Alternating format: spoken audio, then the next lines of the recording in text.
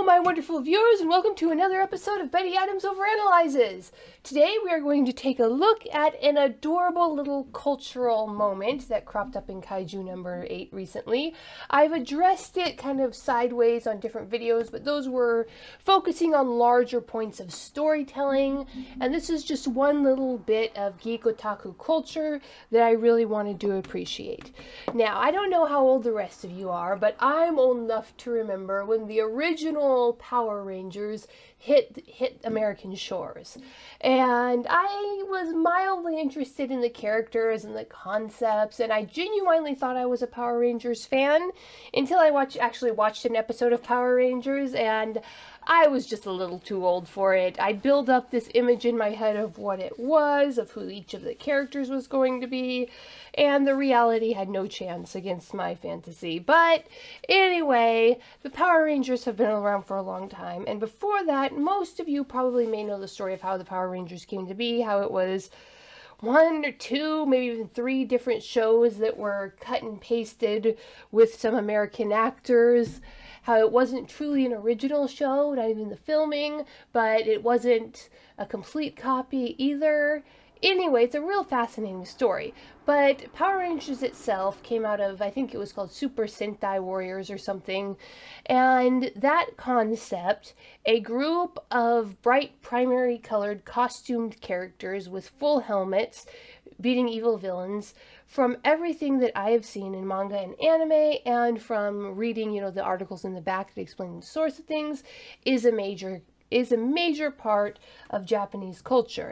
And catching glimpses of these little cultural differences is really one of my favorite side benefits of reading manga, watching anime, of kind of soaking myself in these stories. And the one here is that this concept is so prevalent in the culture that it shows up physically on the stage in a very common way that we just don't get over here in the United States all that much. So malls and other large civic centers will often have stages where performing groups come to put on shows. And these aren't high quality Shakespeare. It's more like Shakespeare in the Park in the States, but less formal.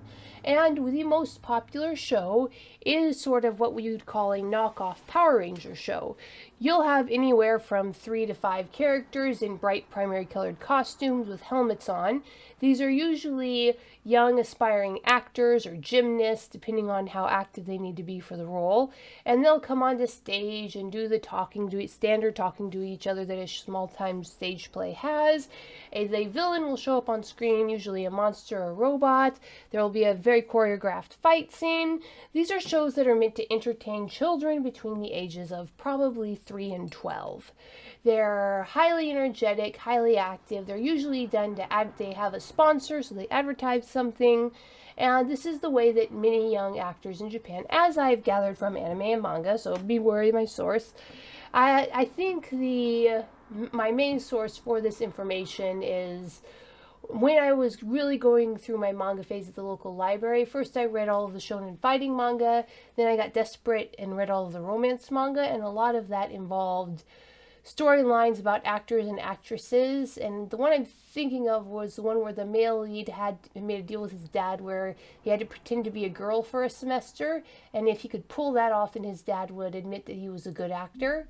But anyway, I think I've seen it in a couple other manga too. The concept of these mall stage shows being launching points for other careers in the arts, acting, gymnastics, etc., and so on. Now, how does this tie into the latest chapters of Kaiju number 8? Well, Mr. Kaiju Man. That Mr. Kaiju Man sounds a lot like the translations we get of the names of these knockoff Power Rangers. And the way that the child drew the image of him really does look like those skin-tight polyester suits that they give the acrobats to wear when playing the heroes in these groups. And it's not an Easter egg, because I don't think it was planted deliberately. It is just Matsumoto doing that thing where he uses the common culture and weaves it into the story very well. It's not a call out, it's not a pop culture reference. Matsumoto knows what his audience knows. And he knows that his audience is aware of that cultural concept. And he's just added so many layers to this world. That little girl and her mother, being in the target age group, would have been taken to these malls and stood in front of these shows where she saw these heroes come out on stage dressed in their skin-tight bodysuits. And these are generally younger, very fit gymnasts and actors and actresses who get out there and do these things.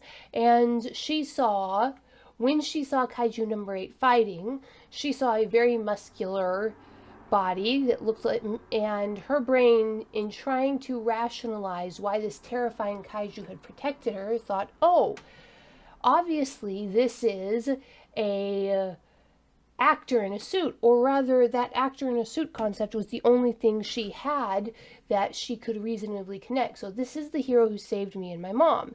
But the hero looks terrifying. The hero has something on his head and face. The hero doesn't look like he's wearing any clothes.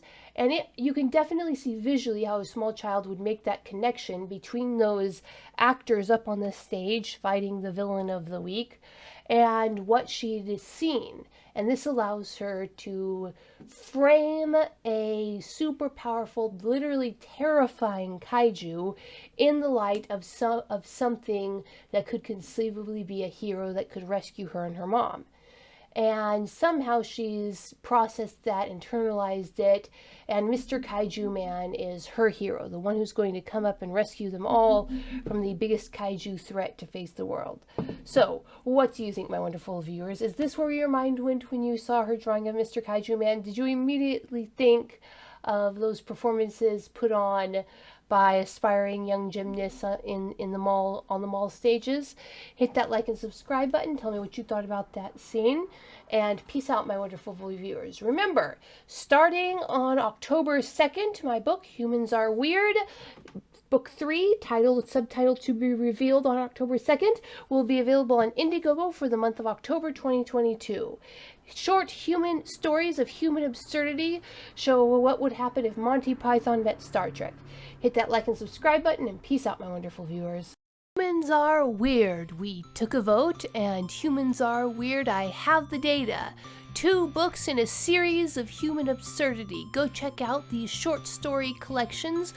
What will our little green friends think of us when we finally do make it to space? Find out the answer in 2 books of human absurdity. Humans Are Weird, We Took a Vote, and Humans Are Weird, I Have the Data. Available on Amazon, Barnes & Noble, Kobo, and Google Play.